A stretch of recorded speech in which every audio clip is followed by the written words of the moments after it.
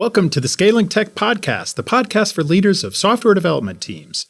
I'm your host, Arin, and we have another special episode for you today.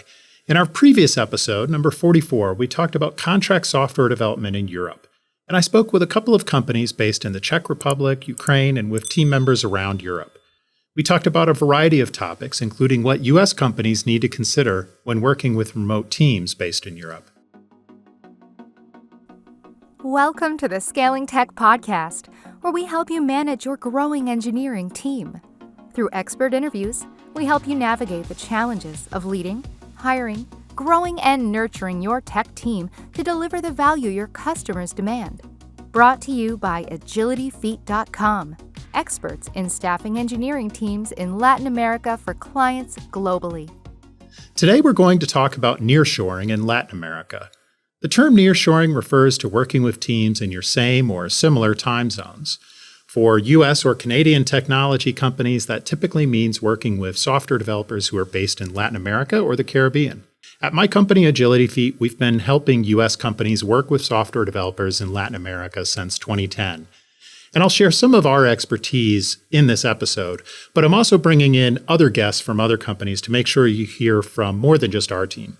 To help me explore this topic, we'll talk with two experts on the tech community in Colombia. While on a recent trip in Colombia, they were both kind enough to speak with me in person. I'll include excerpts from those conversations in this episode, and the full interview with each of them is posted to the Scaling Tech Podcast YouTube channel. And you can also find links to those videos in the show notes for this episode at scalingtechpod.com. Let's start with introductions from my guests. First, I took a short flight from our offices in Panama City, Panama to Medellin, Colombia. While in Medellin, I spoke with Luisa Diaz, who has worked as a technology recruiter in technology sales and is a wonderful advocate for the tech community in Medellin. I've come from a middle-class type of family, but I built a career out of technology and obviously out of sales. That's what I'm probably best known in LinkedIn, by harassing people so they get, they get back to me on direct messaging. But being in tech obviously gave me a lot of, room to operate, especially on the tech side, and especially in Medellin, where I feel we have such potential and amazing opportunities to, help other companies coming in here to grow and find, the best fit for their businesses. Next, I traveled to Bogota, where I had meetings with our legal team, since AgilityFeat has a Colombian subsidiary and we're growing our team in both Medellin and Bogota. While in Bogota, I stopped by the offices of Remoti and met with CEO and founder Pablo Miller. I'm originally from the UK, was born there, bred there, lived there most of my life, but my mom's from Armenia, Quindío, which is a coffee region. Growing up in the UK, very early stage, let's say my headhunting career, I worked with fintechs just after 2008. Working with them, they started asking us about kind of, how do we internationalize? And in the UK, traditionally, companies would always go to Asia, go to India. Being half Colombian, I thought I need to go and check out what's happening there. This was almost 10 years ago, next year. And I saw that there's a massive paradigm change here, that there's an amazing workforce that we like to call the modern workforce. And Remoti is doing basically that. We want to connect global opportunity locally, and we work with corporate companies, listed businesses that want to reallocate workforces to Latin America. And what we do is we provide the infrastructure. So we help you find the people, we hire the people, we also then retain the people. The third person you'll hear from in this episode is Mariana Lopez, Chief Operating Officer for my company, AgilityFeat. Mariana and I have been working together since 2011, when she was one of our original team members in Latin America, initially working with our clients as a UX designer. Over the years, she quickly climbed the management ranks and has become a key leader in our team of software developers located around Latin America. If you've been a listener to this podcast for a while, then you'll recognize the name David Alfaro. David was not only my co-host in the Scaling Tech podcast originally, but he's also been my business partner and how I got started working in Latin America. From our early days of building teams in Costa Rica for U.S. clients, AgilityFeat now works with experienced technical talent across Latin America, building teams for companies in a variety of industries. In this next clip, Mariana talks a bit about our history and how our client base has changed over time. It felt like at that time we were doing very small MVP phase projects at AgilityFeat, and we were really, it was really exciting because we were working with startups. We were but there lacked like a maturity of being able to bring in that like long research or that UX or the more complex challenges. And I feel like that's something that has really evolved together. Is now we are able to do a lot more complex projects. We bring in all that UX, quality assurance, as well as everything that we were doing in the first place, which is, the development, the engineering. Now, Mariana and the rest of our leadership team have added offices in Panama City, Panama, where I live, and also in Colombia. Over a decade ago, we were initially staffing Ruby on Rails teams in Latin America, and now we build teams for a wider technical stack, and we launched a separate division called WebRTC Ventures that has become a globally recognized development agency which specializes in live video applications. Most recently, we've added a build, operate, transfer model to our set of services, which is where we can start with a U.S. client by building a staff augmentation development team in Colombia, but then over time, transfer that team to the client as a fully owned subsidiary of their U.S. company. This optional add-on to our staff augmentation model helps to make sure that clients never feel vendor lock-in with us and allows them to more directly control and operate their work in Latin America. As a final bit of background on AgilityFeat, in the next clip, Mariana talks about what attracts our clients to working with us. To be fair, they're probably reaching out to us initially because of cost. There are significant cost savings when you hire nearshore developers, but I would hope that people that come to us through references and that understand a little bit more our methodology or our mentality is that we're able to make their vision happen. It's not, sometimes a client comes to us and they're like, this is what I want you to do. And while we're on the rails and on the running, we're like, this was your goal, but we can get to it faster, we can get to it better, and we drive it together. And we've come up with a lot of creative solutions, a lot of good projects that, started off a little bit less ambitious or started off with different ideas, but we're able to achieve that same goal. I think they come to us because we have talented people that are willing to take risks, that are willing to find solutions for interesting challenges, and that are good communicators, that are willing to sit down, brainstorm, think about the different solutions. And it's not just about, here's your set of requirements, here's your code, everybody go home. It's more about building that relationship, building that team, building that trust, and coming up with actual products and actual solutions. And I think that's a really big difference. Now, the topic of this episode is nearshoring in Latin America. And so I'll quickly define nearshoring first before talking about why Latin America. When you outsource work, it means sending part of your company's work to an outside team. And outsourcing could mean anywhere globally. When we're talking about U.S. companies, the term is most closely associated with offshoring work to Asia or India. I talked more about this in the previous episode of the Scaling Tech podcast, number 44, on global software development. Nearshoring, though, is a more specific term that means that you're outsourcing work in your same or similar time zones. The big benefit of this is collaboration and communication, since you can talk with your remote team in your own same working hours. Nearshoring started with outsourcing of business processes like call centers, where companies would build their contact center in a less expensive country to save money. In this episode, we're talking about nearshoring software development. And as you'll hear from my guest, there is a cost benefit to this, but it's about much more than spending. In software development, we frequently deal with shortages in technical talent, and nearshoring is a great way to find additional talent while at the same time experiencing some cost savings. So why Latin America?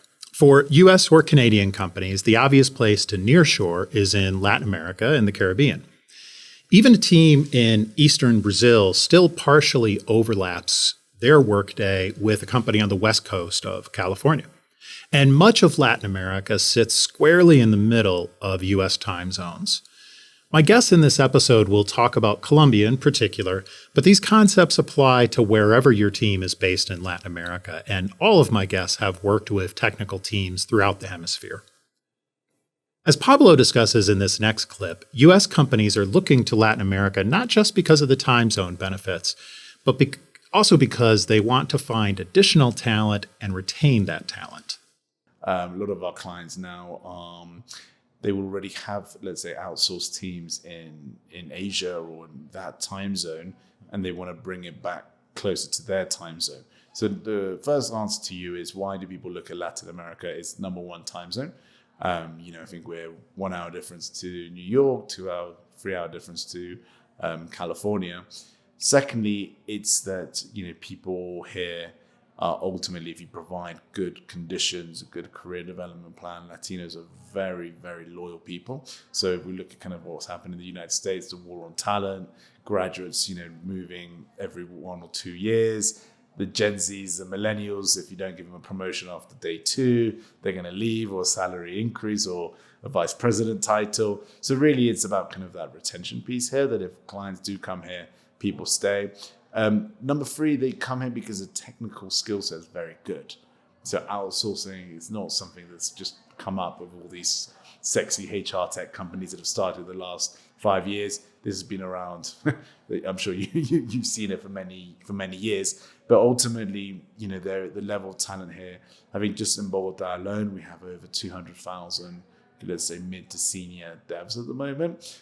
Luisa also talked about the strong work ethic in Colombia and how the business culture in Colombia is less hierarchical than most Asian cultures. As she notes, this is important because we don't want team members who just say yes to everything, regardless of how unrealistic the request may be. If we want healthy team dynamics, then team members need to feel like their voice will be heard. And it helps if their culture matches the U.S. business culture, where we expect people to speak up if they disagree with a decision or a timeline. You may also note Luisa using a term paisa in this episode, by the way. That's a nickname in Colombia for people from the Medellin region where she lives. Colombia and Antioquia, which is the state that, where Medellin is the capital of, culturally, I think it offers something very unique. And if we go back to, the traditional Antioquia, person in what you will think about demeanor of people from here, is that something that, we all have in common is this passion for work. Mm-hmm. So we were taught, from since little that you need to work really hard and build a name and be somebody. So that's something that it's very within our roots. So we take that into the work environment. So we always want to go the extra mile. We always want to do more. We always want to participate and give our ideas. So I think that's something that's very characteristic of people from here, and a lot of big companies love that because they come from traditional outsourcing locations like India, where you just say this has to be done, yes to everything, and you don't ever see them being out there as Colombians and paisas, for example. As I mentioned, Luisa and Pablo are both in Colombia. But what about other regions of Latin America? Every country in Latin America has their own story, their own unique cultural aspects, and their own tech scenes. These differences affect what the tech culture and the hiring culture are like, and they're not the same everywhere. For instance, in this clip, Pablo talks about Brazil. Yeah, so obviously if we look at Brazil, Brazil's, we like to call it kind of our wealthy neighbor. Brazil's 20 years advanced from Colombia. The the technology scene there is more established. There's bigger companies, but then the war on talent is higher there, and retention is harder there. So obviously, let's say it's quicker to get into Brazil, but it's definitely more expensive. It's easier to identify candidates in Brazil, but can you retain them? At AgilityFeat, we work with team members from all around Latin America. And that's not easy if you're not from Latin America or familiar with remote work in general. Even though the pandemic made companies more open to remote work and global workforces, it's still not easy. Mariana and I have been working remotely since well before the pandemic, and she talks about that a bit here. The landscape has changed, but I think one of the things that we did is we figured out how to make remote work and how to make a culture around people that are remote. And I feel like that is always very refreshing. That feeling that, it's not just something that somebody forced you onto. Now, a lot of companies do remote. They're kind of afraid that might go away, but we've learned how to bridge those gaps, and it's in our DNA, right? We've always been remote, and we've always made sure that relationships can grow, people can express their concerns, and I feel like that's one of the things that we still do really well. Is it doesn't feel like it's a distant team. It's still a very close team, even though we're all in very different parts of the world, of Latin America. So when you're nearshoring software development in Latin America, you can take two general approaches. The first is to simply contract with the best talent you can find, regardless of where they're physically located. That strategy works for many companies, and it's what we've been doing at AgilityFeat for well over a decade. The second option is to choose a single country and concentrate all of your development hiring there.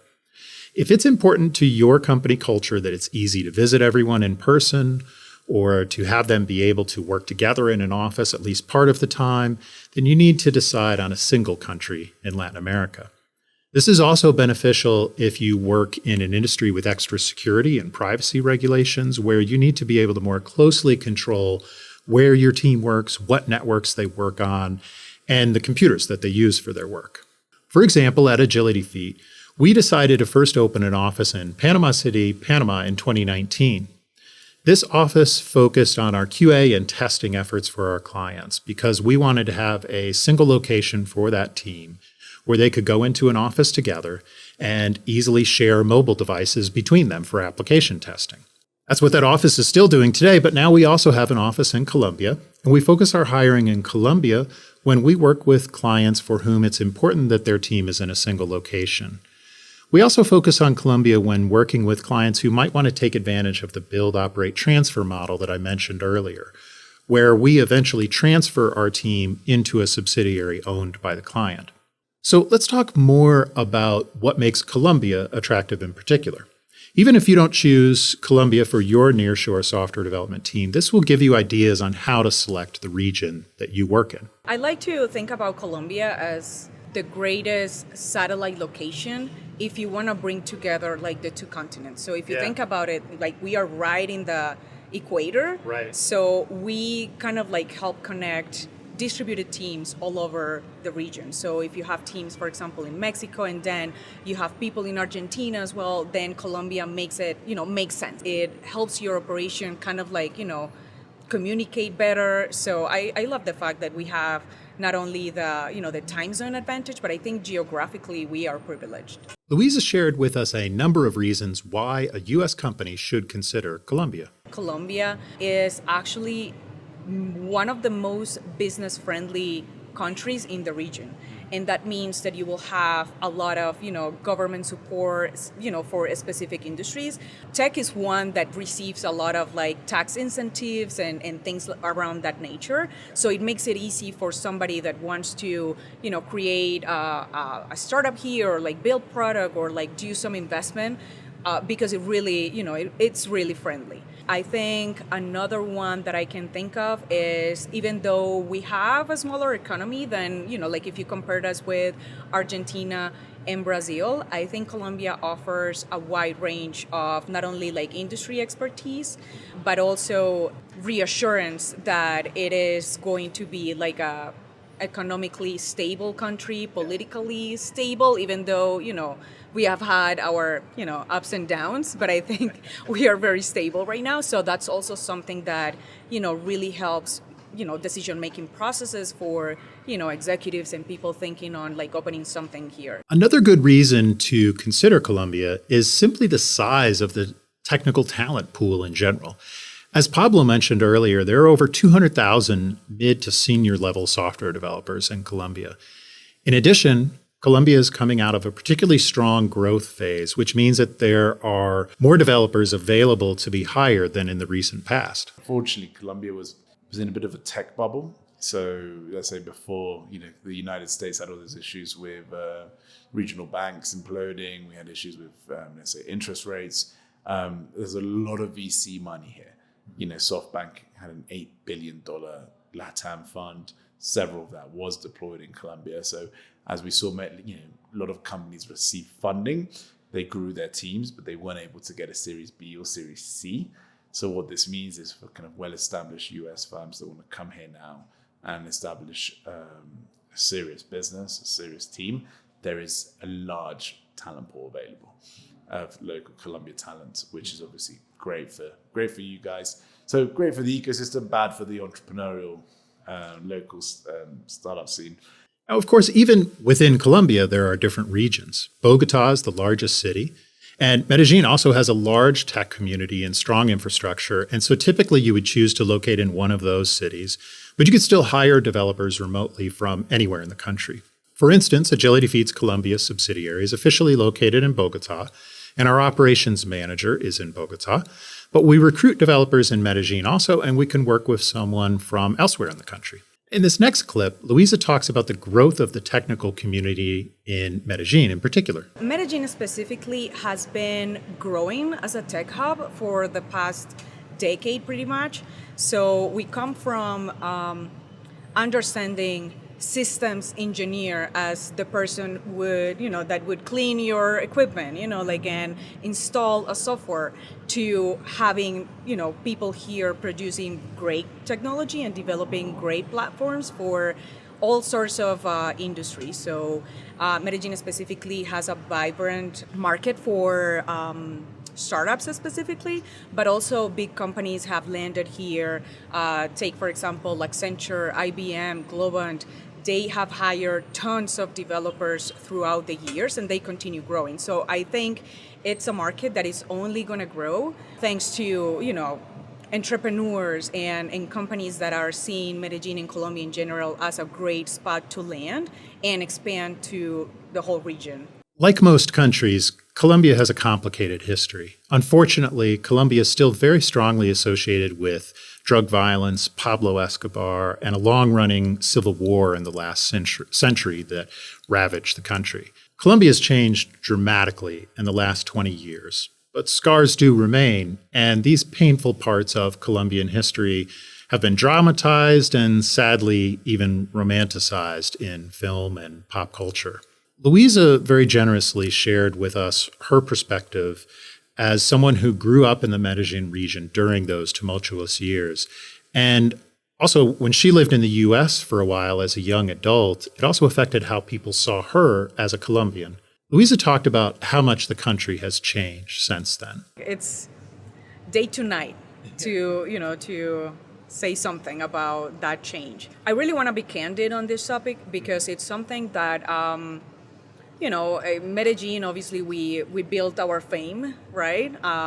We got famous probably for all the wrong reasons, and I lived at when I travel outside of Colombia, and I went to the U.S. under my au pair program, which is like a nanny type of thing for those who are unfamiliar with the word. So I lived it. I remember in my first month with my host family, they got a painter to do something, right? And he saw me, and obviously he saw me so different because I'm not, white, blue eyes, blonde, so I'm completely different. So he saw me, he goes oh my God, you look so exotic.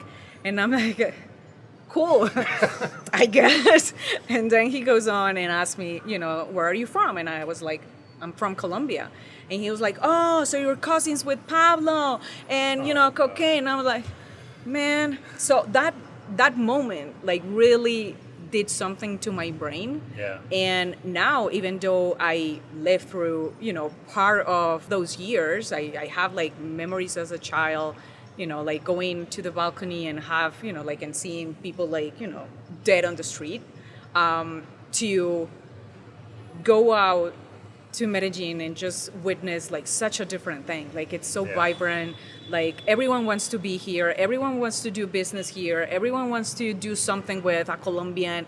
Everyone was, I don't know, like, it's insane. So the change is such an amazing change. And I think part of that social transformation that we have in the city has a lot to do with science, technology, and innovation. Yeah. So that's why, technology for me is the base for a lot of things happening right now in the city, and being known for all the right reasons now. Yeah, exactly. And part of what I do, like, by talking to people and doing my own network work and doing so many things, is like also to educate on why Colombia and Medellin is, such an amazing thing, and try to, try to break down those stereotypes, because it's like, it's hard. Like, it's something that I can't believe still, like, at my 38 years of age, I still have to, tell the story about how Medellin was in the past, and then how the transformation happened, and then why Medellin is, like, so cool, So it's such an interesting topic, and again, like, I'm so passionate about it.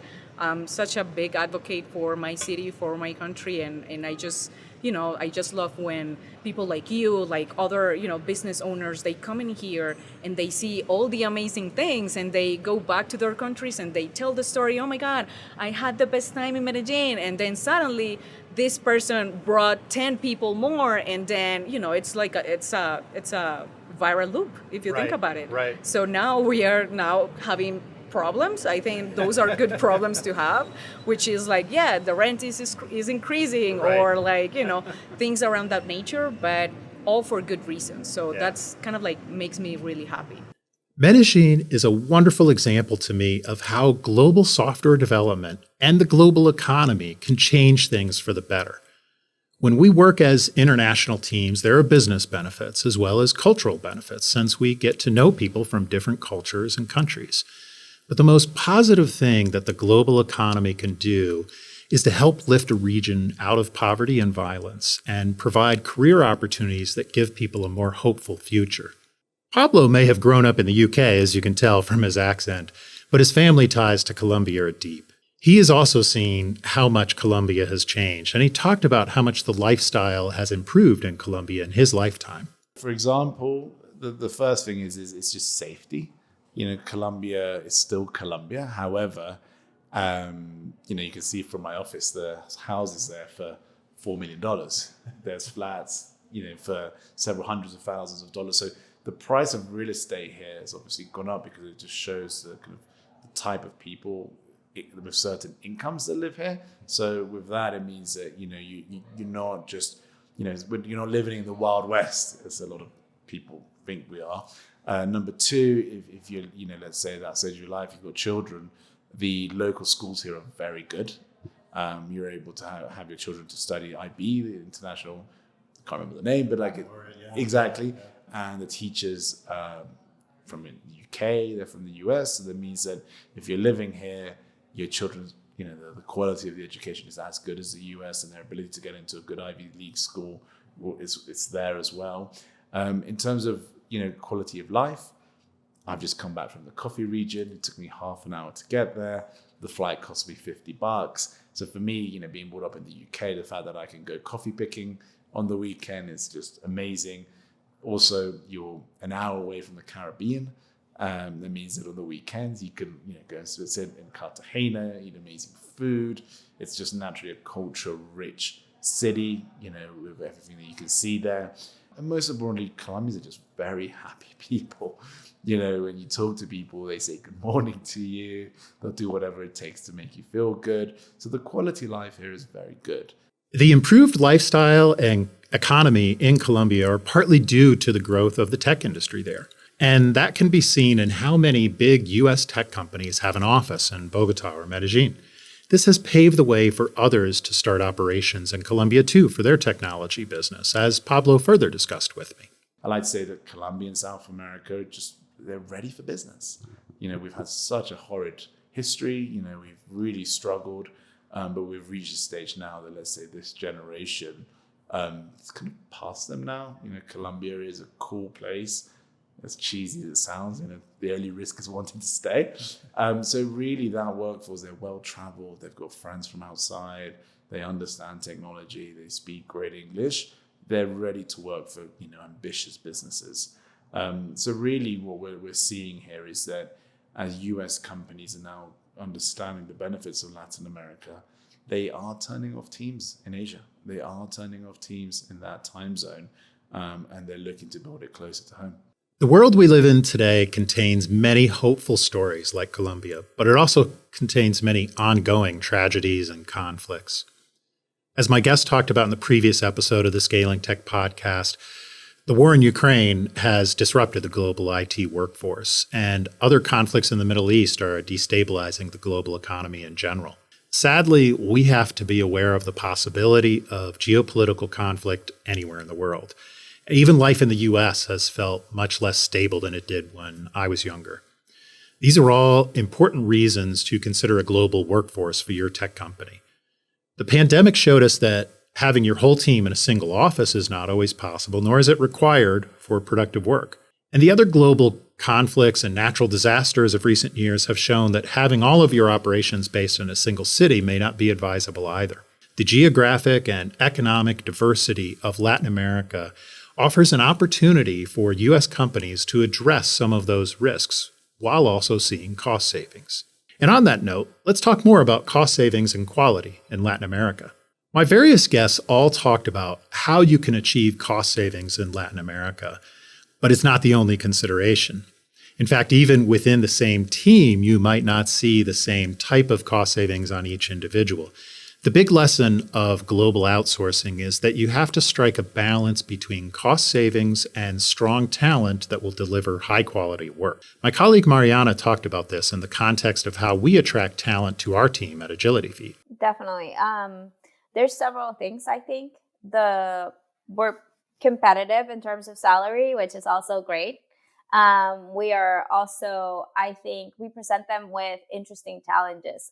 Sometimes in some of these countries, all the software developers or all the QAs, they work for the big bank or the big finance company. And so there's not a lot of diversity in where they can focus their energies and their talents and their learning and growth paths. So I think when we come and we interview, they're like, what kind of project can I work on? And that's always fun to see, because the kind of people that we want to attract and the people that come to us are looking for that extra challenge or looking for that different kind of flavor. I also feel like they stay because we foster a culture of belonging and being part of a team, and there's open communication, as much as possible, a flat feeling of hierarchy that I think is very attractive to software developers and people in engineering in general, and no fluff.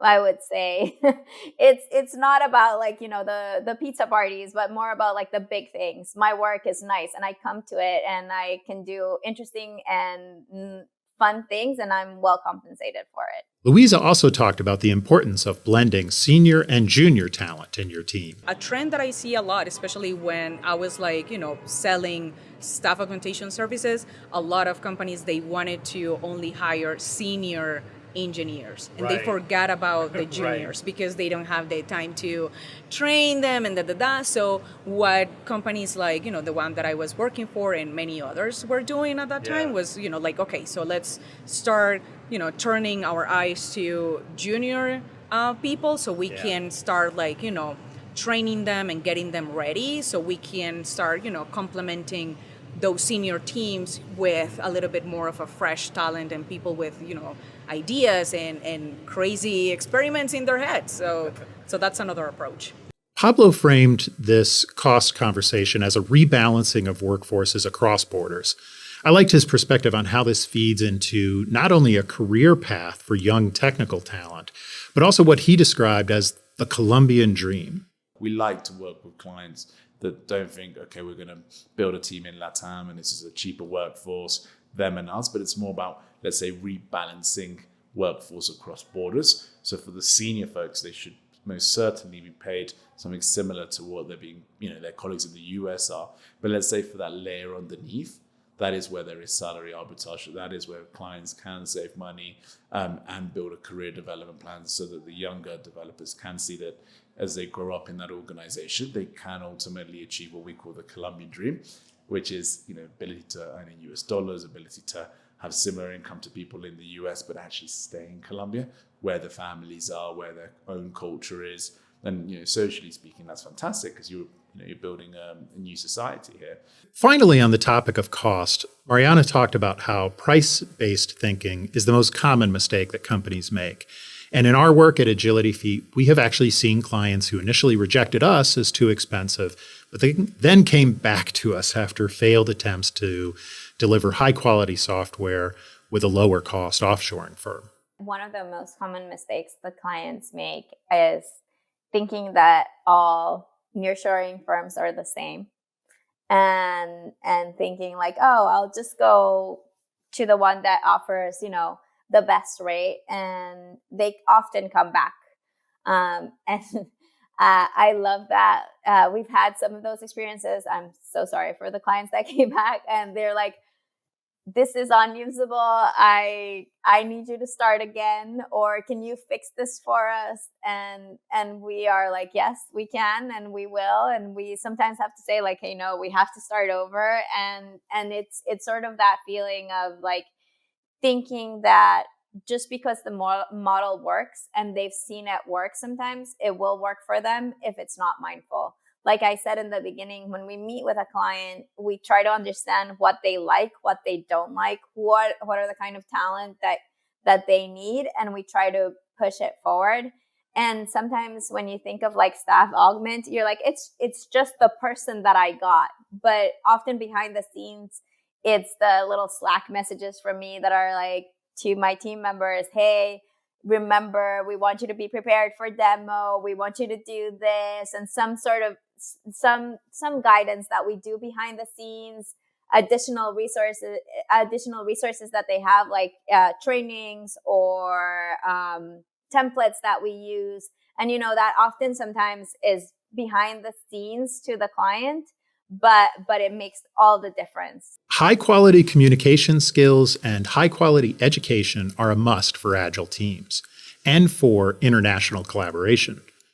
My guest talked about the quality of the education system in Colombia, and Luisa talked about how early English education starts for many Colombians. In here, English is a requirement for school. So I remember like when I was in kindergarten having English as a subject, and that's a requirement, for public and private schools. So that goes all the way through college, where you have to, prove that you are proficient in a second language. Usually people here, they choose English instead of, Portuguese, which is also very popular, and other ones. But English is mainly the one that drives education at all levels. You'll see, for example, here that we have also schools for, that are specialized in German or French. So you have like the German school, the French school, and so on and so forth. But English is definitely dominant. So that's, as I started. So accents obviously are going to vary. You will find somebody with more mild and, people with a little bit more of the paisa on the background. But I think in terms of proficiency, English is definitely a good thing and something that you will find across industries. Luisa told me about how companies sponsor coding boot camps to attract young talent before they have a lot of industry experience.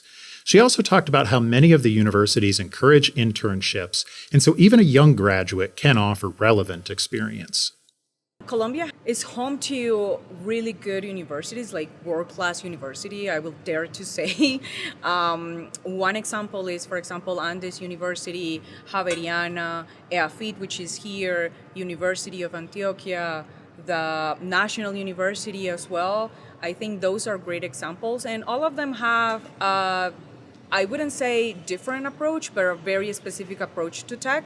So you will see AgilityFeat that is really good with their computing science programs, and they also are probably top in terms of alliances with private and public organization.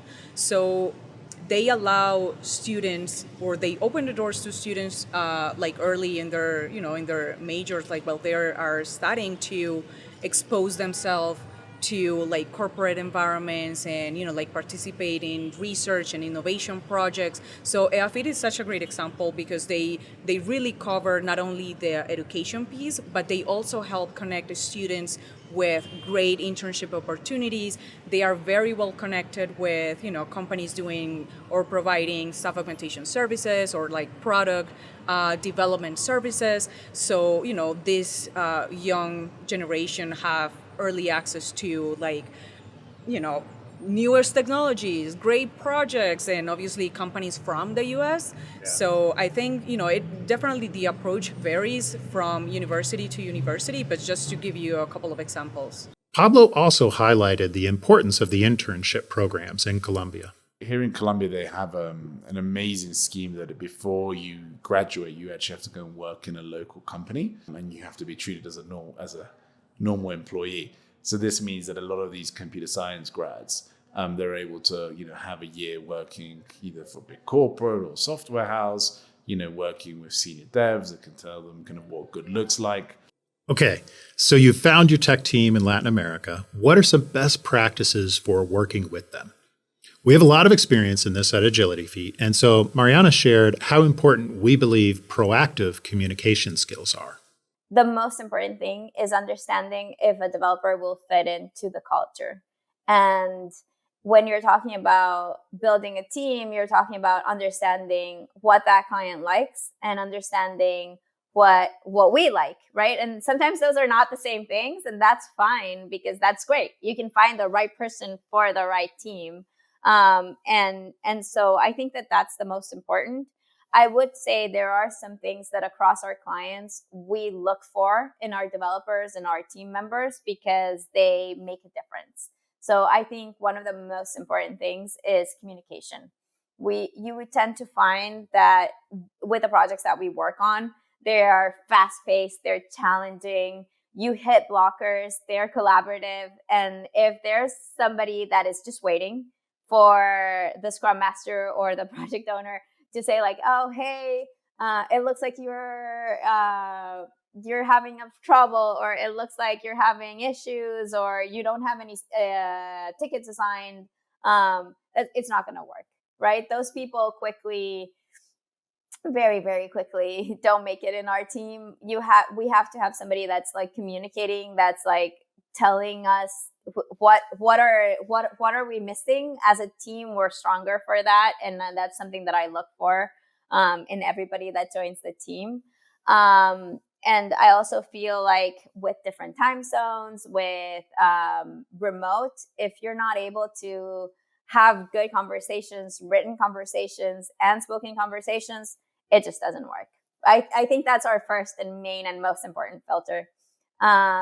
The second one is closely related, but it's being outcome drivers and not passengers. So we'll often see people that are just waiting for the solution and that aren't like challenging the status quo. I like people that drive. I like people that take initiative. They're willing to say like, hey, I know you want this video chat, but what if we did this differently? What if we used this piece of software that's already built? What if your chat was built on an existing library? It'll save us time. You'll be able to validate the idea. And sometimes you're like, yes, that's exactly what I wanted. How didn't I see that? And so we're looking for people that are willing to do that and willing to drive the conversation, drive the initiative, and get us there.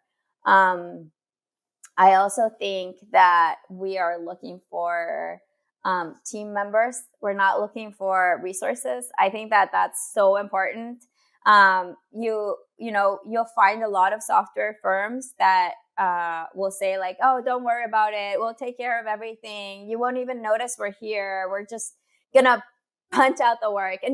And like I said, there's space for everybody. That's not us. We're gonna be vocal. We're gonna be present. We're gonna be part of your team, and we feel it. Like as throughout our journey, you grow attached to the products that you work on. You care about them. You become part of the team, and that's I think how it should feel, or at least that's what we're looking for. It makes a difference, right? At the end of the day, if you believe in what you're building, if you believe in the people that you're working with, you're willing to go that extra mile. You're willing to put the effort and the brain power, not only to do your job, but also think what's great for the company and for the client. If you want to attract the best talent, then you need to provide them with interesting work and a great work environment, as Luisa discussed with me.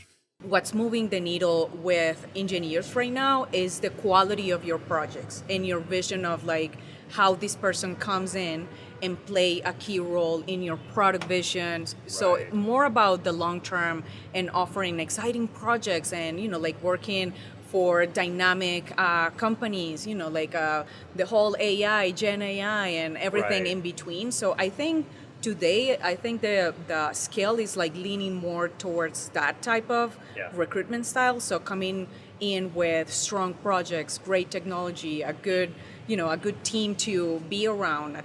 I also like this next story that Pablo told me about how rewarding it was for him to see one of his clients really embrace the idea of having a team in Colombia, and how important this buy-in was to the success of their venture. We have a great study with a client of ours called Sezzle. They're a Minnesota-based buy now, pay later company. They were 500 people. They had to scale down to 200 people. Market cap went from 30 million to now recently it's about 1.2 billion last week. They've now scaled up to 350 people. And one of the reasons of that turnaround was obviously building a team in LATAM, cost savings, but most importantly was getting the buy-in of their local engineers in Minnesota, in New York. They're also kind of a remote business, but they actually have to buy in and working with the Latin engineers. Mm-hmm. And obviously they want to hire locally, but then it was like the company convinced them to hire outside. So it was actually, really beautiful to watch actually Americans feeling comfortable working with Latinos, because that just shows that these Latinos, or Colombians in this case, they're respected by the senior US engineers. And that just shows the ability of technical skill, ability to communicate, and ability to work harmoniously with a US counterpart. Pablo talked about other things that developers value as well, such as payment methods and visiting with their clients in person. If you're able once a year to have a meetup in the US, it means a lot, right? Because Latinos, Colombians love to visit, and then it feels like they're actually working for an American company. Number two, I think the way payments are done. So you and I briefly discussed is that there's inflation is very high here. So the dollar also is fluctuating all the time against the peso.